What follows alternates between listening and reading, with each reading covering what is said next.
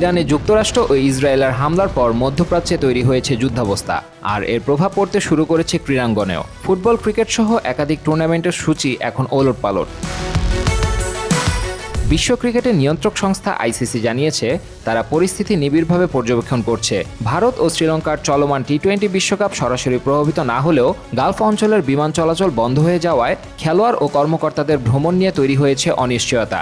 Dubai, Abu Dhabi ও কাতারের বিমানবন্দর সাময়িকভাবে বন্ধ থাকায় জরুরি বিকল্প পরিকল্পনা সক্রিয় করেছে আইসিসি।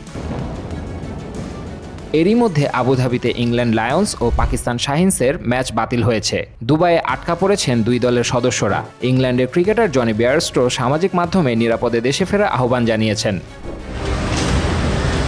যুদ্ধাবস্থার এই পরিস্থিতিতে ফুটবলও রক্ষা পায়নি।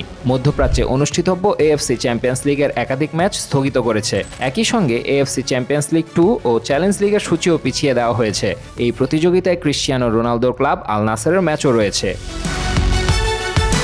ইরানে স্থগিত হয়েছে পার্সিয়ান গালফ প্রো লিগের কিছু ম্যাচ। কাতারেও বাতিল হয়েছে কাতারের স্টার্স লিগের খেলা। এমনকি সাবেক লিভারপুল তারকা গ্রায়েম সোনেস আবুধাবিতে আটকা পড়ে জানিয়েছেন বিস্ফোরণের শব্দ এখনও সেখানে শোনা যাচ্ছে। যুদ্ধের প্রভাব যে শুধু রাজনীতি বা অর্থনীতিতে সীমাবদ্ধ নয় তা আবার স্পষ্ট। এখন দেখার বিষয় পরিস্থিতি কত দ্রুত মানবিক হয় আর ক্রীড়াঙ্গন কত দ্রুত ছন্দে ফিরতে পারে। Sadman Hasan, sports 24 BD.